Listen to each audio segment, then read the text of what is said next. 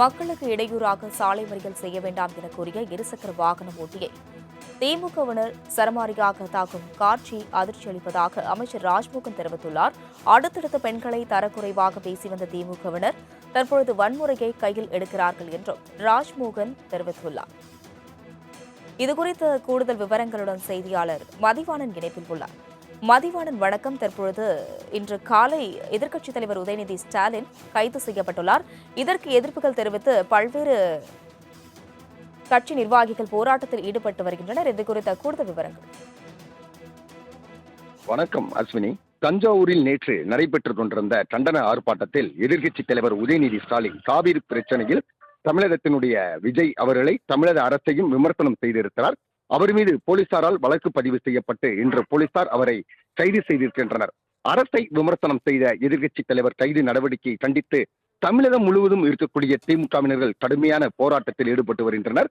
அதனுடைய அடிப்படையில் நான் பார்த்தோமானால் மதுரை மற்றும் புறநகர் பகுதிகளில் முன்னாள் அமைச்சர் மூர்த்தி மற்றும் அதே போல இந்நாள் நாடாளுமன்ற உறுப்பினர்கள் அனைவரும் ஒன்றிணைந்து தங்களது கருத்துக்களை பரிமாறுவதற்கு தமிழ்நாட்டில் இடமில்லையா, அதே காரணத்தால் தங்களது நியாயமான கருத்துக்களைத்தான் எதிர்க்கட்சித் தலைவர் உதயநிதி ஸ்டாலின் பதிவு செய்திருந்தார். அதை தவறாக புரிந்து கொண்டு கைது செய்திருப்பது என்பது கண்டனத்துக்குரியது. அதே போல தாவேகா என்னும் அரசிலும் பல்வேறு அமைச்சர்கள் பல்வேறு குற்றச்சாட்டுகளின் அடிப்படையில் இருந்து கொண்டிருக்கின்றனர். அவர்களை களை எடுப்பதற்கு இந்த அரசாங்கமானது யோசித்து வருகிறது. அதே சமயம் தற்சமயம் உதயநிதி ஸ்டாலின் என்பது கைது செய்திருப்பது மிகுந்த வேதனை அளிக்கிறது என்று சொல்லியிருக்கிறார்கள். அதே போல காவல் நிலையத்தில் புகாரை நாம் பார்த்தோமானால் இரட்டை அர்த்தத்தில் ஆபாசமாக பேசுகிறாத எதிர்க்கட்சி தலைவர் உதயநிதி மீது தஞ்சாவூர் கிழக்கு காவல் நிலையத்தில் தான் இந்த புகார் என்பது கைது செய்யப்பட்டிருக்கிறது. தஞ்சாவூரில் காவேரி விவகாரம் தொடர்பாக ஆர்ப்பாட்டத்தில் ஆபாசமாக பேசுகிறாத தாவேகா மகளிர் அணி அமைப்பாளர்கள் இந்த கைது நடவடிக்கைகளுக்கு தற்சமயம் ஒரு முதல் புள்ளியாக வைத்திருக்கின்றனர். பெரியார் அதே போல பல்வேறு அரசியல் கட்சி தலைவர்களும் தொடர்ந்து தங்களது தண்டன குரல்களை எழுப்பி வருகின்றனர். அதே சமயம் ஆதரவான குரல்களையும் எழுப்பி வருகின்றனர். அதனுடைய அடிப்படையில் நாம் பார்த்தோமானால் வேதனை அளிக்கிறது என, அதாவது பெரியாரின் கொள்கையை பின்பற்றும் ஒருவர் எப்படி பொதுவெளியில் அநாகரிகமாக பேச முடியும், எல்லா காலத்திலும் ஆண்களின் அரசியலுக்கு பெண்களை எளிய இலக்காக இருப்பது மிகவும் வேதனையை அளிக்கிறது என்பதை காங்கிரஸ் எம்பி ஜோதிமணி கருத்தாக பதிவிருக்கிறார். அதே போல எதிர்க்கட்சி தலைவர் உதயநிதி மீது தஞ்சை கிழக்கு காவல் நிலையத்தில் 6 பிரிவுகளின் கீழ் வழக்கு பதிவு என்பது செய்யப்பட்டிருக்கிறது.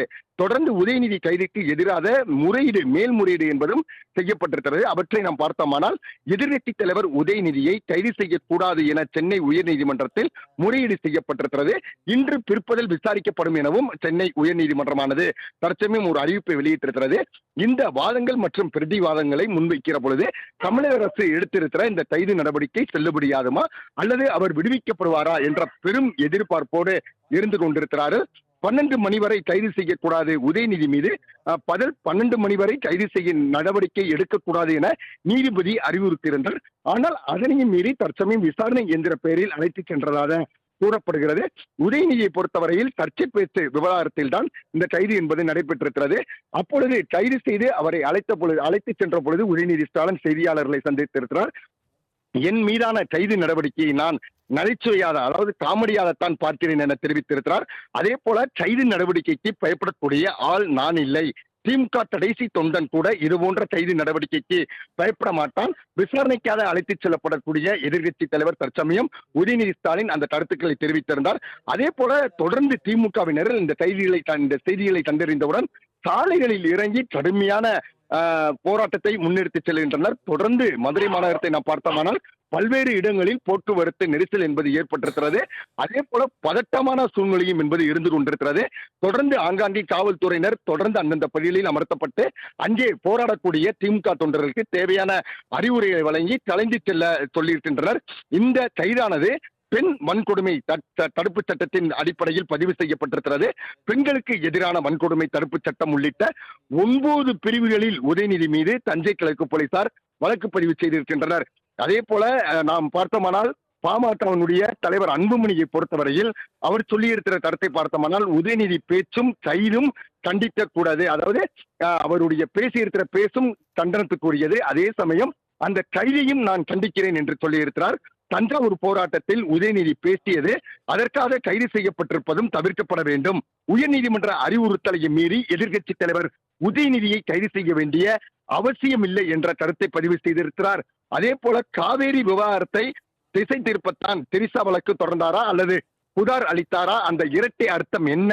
எனக்கு அது புரியவில்லை. தனிப்பட்ட பழிவாங்கும் நோக்கத்திற்காக பெண் பாலினத்தை தவறாக பயன்படுத்தக்கூடாது, குறிப்பாக காவேரி விவகாரத்தை திசை திருப்ப கூடாது என்பதை காயத்ரி ரகுராம் தெரிவித்திருக்கிறார். இவரை பொறுத்தவரையில் அதிமுக மகளிர் அணி துணை செயலாளர் இருந்து கொண்டிருக்கிறார். வாய்ப்பூட்டு சட்டத்திற்கு இணையான நடவடிக்கை என்று தற்சமயம் தேமுதிகவினுடைய பொதுச் செயலாளராக இருக்கக்கூடிய பிரேமலதாவும் விஜயகாந்தும் ஒரு கருத்தை தெரிவித்திருக்கிறார். பெண்களை அவமதிக்கும் வகையில் ஒருவர் பேசுவதில் ஒரு பெண் தலைவராக எனக்கு உடன்பாடு இல்லை எனவும், உதயநிதி கைது செய்யப்பட்டிருப்பது ஆங்கிலேயர் காலத்தில் இருந்த வாய்ப்பூட்டு சட்டத்திற்கு இணையான நடவடிக்கை என்று சொல்லப்படுகிறது. அன்றைய காலகட்டத்தில் நம் வரலாற்றை திருப்பி பார்த்தோமானால், அப்பொழுது பசுமன் முத்துராமலிங்க தேவராக இருந்த பொழுது அரசியலிலும் அவர் நாட்டம் இருந்தார். அவருக்கு ஆங்கிலேயர் காலகட்டத்தில் வாய்ப்பூட்டு சட்டம் என்பது கொண்டு வரப்பட்டது. அவர் பல்வேறு தேசிய நலந்த கருத்துக்களை தெரிவித்து வருகிற காரணத்தினால் வாய்ப்பூட்டு சட்டம் என்பதை கொண்டு வரப்பட்டது. அதனைத்தான் தற்சமயம் பிரேமலதா விஜயகாந்தும் நினைவூட்டி வருகிறார் என்பதை நாம் எடுத்துக்கொள்ள வேண்டும். அதே போல உதயநிதி ஸ்டாலினை கைது செய்வது விட்டு ஆளில்லா மைதானத்தில் பந்தாட நினைக்கிறார் முதல்வர் விஜய் என்றும் சொல்லுகிறார். கைது நடவடிக்கை மூலமாக உதயநிதி ஸ்டாலினை இளைய கலைஞர் என்று அழைப்பதற்கு வழிவகுத்திருக்கிறார் விஜய் என்றும் பாலபாரதி, அதாவது பாரதியை பொறுத்தவரையில் திமுகவில் இருந்து தெரிவித்திருக்கிறார். அதே போல முற்றுப்புள்ளி வைக்க வேண்டும் என எதிர்க்கட்சி தலைவர் உதயநிதி பொதுவெளியில் ஆபாசமாக பேசி இருப்பது வன்மையான கண்டனத்துக்குரியது. பெண்களை இழிவுபடுத்தும் வகையிலான பேச்சுக்களுக்கு முற்றுப்புள்ளி வைக்க வேண்டும். அரசியலில் நாகரீகமாக பேசுவது மிகவும் அவசியம் என சண்முகம் சிபிஎம் அவர்கள் தங்களது கருத்துக்களை தெரிவித்திருக்கிறார்கள். அதே போல பல்வேறு இடங்களில் தொடர்ந்து பிரச்சனைகள் என்பது நடைபெற்றுக் கொண்டிருக்கிற சூழ்நிலையில் தாவேகா கொடியை கிழித்தும் போராட்டம் என்பது நடைபெற்றுக் கொண்டிருக்கிறது. எதிர்க்கட்சி தலைவர் உதயநிதி கைது செய்யப்பட்டதை கண்டித்து தஞ்சை பழைய பேருந்து நிலையம் அருகே தாவேகாவினுடைய கொடியை கிழித்து திமுகவினர்கள் போராட்டத்தில் ஈடுபட்டு வருகின்றனர். அதே போல இந்த வழக்குகளில் முக்கியமான தன்மை சேர்க்கப்பட்டிருப்பது வன்கொடுமை தடுப்பு சட்டத்தில் தான் உதயநிதி மீது தற்சமயம் எஃப்ஐஆர் என்று சொல்லக்கூடிய அந்த முதற்கட்ட அறிக்கை பதிவு செய்யப்பட்டிருக்கிறது. தாவேகா மதலிரணி கொடுத்த புகாரின் அடிப்படையில் எதிர்க்கட்சி தலைவர் உதயநிதி மீது தஞ்சை போலீசார் 9 பிரிவுகளில் வழக்கு பதிவு செய்திருக்கிறார்கள். அதே போல இந்த வழக்கை பற்றி கருத்து தெரிவித்திருக்கிற முன்னாள் முதலமைச்சர் எடப்பாடி பழனிசாமி, அதே சமயம் தற்சமயம் சட்டமன்ற உறுப்பினராக இருந்து கொண்டிருக்கிற எதிர்க்கட்சி தலைவர் உதயநிதி பெண்களை இழிவாக பேசுவது வன்மையாக கண்டிக்கத்தக்கது. நாளை சட்டப்பேரவை கூட்டத்தொடர் நடைபெற இருப்பதால் எதிர்க்கட்சி தலைவர் உதயநிதியை உடனடியாக விடுவிக்க வேண்டும் என அதிமுகவினுடைய பொதுச் செயலாளர் எடப்பாடி பழனிசாமி தன்னுடைய கருத்தை தெரிவித்திருக்கிறார். அதே சமயம் புதிய தமிழகத்தினுடைய கட்சி தலைவர் கிருஷ்ணசாமியை பொறுத்தவரையில் ஒரு வார்த்தைக்கு 9 பிரிவுகளில் வழக்கு எதற்கு? ஒரு வார்த்தைக்காக 9 பிரிவுகளின் கீழ் வழக்கு பதிவு செய்து கைது செய்வது எவ்விதத்திலும் ஏற்புடையதல்ல. நாளை பட்ஜெட் கூட்டம் தொடங்க இருக்கக்கூடிய நிலையில் எதிர்க்கட்சி தலைவர் உதயநிதி ஸ்டாலினை கைது செய்வது ஜனநாயக மாண்புகளை சிதைக்கும் நடவடிக்கை என மிக தெளிவான ஒரு கருத்தை தெரிவித்திருக்கிறார். உதயநிதி ஸ்டாலினை பொறுத்தவரையில் இப்போது தமிழக அரசு கைது செய்திருப்பினும் கூட இந்த வழக்கானது நீதிமன்றத்தில் பிற்பகல் வர இருக்கிறது. அப்பொழுது வாதம் பிரதிவாதம் இரண்டையும் தீர்க்கக்கூடிய நீதியரசர்கள் என்ன விதமான முடிவுகளை எடுக்கவிருக்கிறார் அல்லது சொந்த பிணையின் காரணமாக அவர் விடுவிக்கப்படுவதற்கான வாய்ப்பு இருக்கிறதா? தமிழகம் தற்சமயம் சட்டம் ஒழுங்கு என்பதில் பல்வேறு சவால்களை சந்திக்கக்கூடிய ஒரு சூழ்நிலையாக இருந்து கொண்டிருக்கிறது. ஏனென்று சொன்னால் இது போன்ற நிலைகளில் யாரேனும் உணர்ச்சி வசப்படுவதற்கான வாய்ப்பு இருக்கிறது. அதே காரணத்தினால் அனைத்தையும் கருத்தில் கொண்டு நீதிபதி அவர்கள் ஒரு முக்கிய முடிவை எடுப்பாரா அல்லது அவருக்கு ஏதேனும் மற்ற தண்டனை விவரங்களை தண்டனை விவரம் என்று சொன்னால் அவரை சிறைக்குள் அனுப்புவதற்கான வாய்ப்பு இருக்கிறதா என்பதையெல்லாம் இன்னும் சில நிமிடங்களில் நமக்கு தெரிய வருவதற்கான வாய்ப்பு இருக்கிறது. அதே போல எதிர்க்கட்சி தலைவர் கைது செய்யப்பட்டிருக்கிற இந்த சூழ்நிலையில் தமிழகத்தில் இருக்கக்கூடிய அனைத்து கட்சி தலைவர்களும் கொடுக்கக்கூடிய அந்த கண்டன குரல்கள் மற்றும் அதே போல தற்சமயம் தாவேகா அரசு எடுத்திருக்கிற இந்த முடிவுக்கு ஆதரவு குரல்களும் தொடர்ந்து எழுப்பப்பட்டு வருகிறது. மதுரை மாவட்டத்தை பொறுத்தமானால் கிட்டத்தட்ட மதுரை ஒத்தக்கடை, பலகானத்தம் உள்ளிட்ட மதுரை மாநகர் முழுவதும் திமுகவில் இருக்கக்கூடிய தொண்டர்கள், நிர்வாகிகள் அனைவரும் விழுந்து எழுந்து தங்களது போராட்டத்தை உணர்ச்சி வசமாக முன்னெடுத்து செல்லக்கூடிய அந்த காட்சியிலும் பார்க்க முடிகிறது. மதுரை மாநகரத்தை பொறுத்தவரையில் ஒரு மிகப்பெரிய பதட்டமான சூழ்நிலை நிலவுகிறது என்றே சொல்லலாம். அதே காரணத்தினால் தற்சமயம் போலீசார் போராட்டத்தில் ஈடுபட்ட அனைவரையும் கைது செய்திருப்பினும் கூட தனியார் மண்டபத்தில் அடைக்க வைக்கப்பட்டிருக்கின்றனர். தொடர்ந்து திமுகவினரை பொறுத்தவரையில் இன்னும் சில நிமிடங்களில் சாலைகளில் அமர்ந்து போராட்டத்தில் ஈடுபடுவதற்கான வாய்ப்பு இருக்கிறது என்று கூறப்படுகிறது. இந்த நிலையில்தான் உதயநிதியினுடைய அந்த கைது நடவடிக்கை செல்லுமா அல்லது செல்லாதா என்பதை நீதியரசர் அவர்கள் முழுமையான விசாரணைக்கு பிறகு தெரிவிப்பதற்கான வாய்ப்பு இருக்கிறது. மதுரை மாநகரத்தில் இருக்கக்கூடிய முக்கியமான பேருந்து நிலையம், மாட்டுத்தாவணி பேருந்து நிலையம், அதற்கு அடுத்தபடியாக தென் மாவட்டங்களை இணைக்கக்கூடிய ஆரப்பாளையம் பேருந்து நிலையம், அதே போல மதுரை ரயில் நிலையம், முக்கிய வழிபாடு தலங்கள் அனைத்திற்கும் போலீசார் தற்சமயம் பாதுகாப்பு பணியில் ஈடுபட்டு வருகின்றனர்.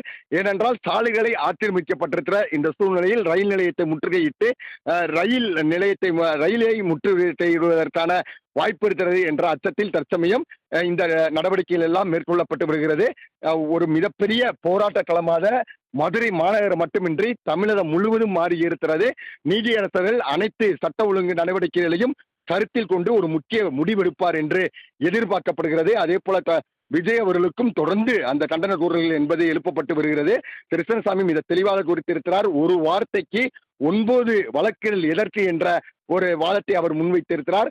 அனைத்து கட்சி தலைவர்களுடைய அந்த வாதத்தையும் நாம் பார்த்தோம். தேமுதிகவினுடைய பிரேமலதா விஜயகாந்தை பொறுத்தவரையில் வாய்ப்பூடி சட்டம் என்பதாகவே நான் இதை உணர்கிறேன் என்று சொல்கிறார்கள். அதே போல இங்கு இருக்கக்கூடிய சமூக ஆர்வலர்கள் மற்றும் பொதுமக்களை பொறுத்தவரையில் அரசியல் என்னும் மிகப்பெரிய ஒரு கருத்தரங்கத்தில் இங்கே கருத்துக்கள் பரிமாறுவதற்கான வாய்ப்பு இருக்கிறது. அவற்றுக்கான ஜனநாயக கடமை என்பது இருக்கிறது.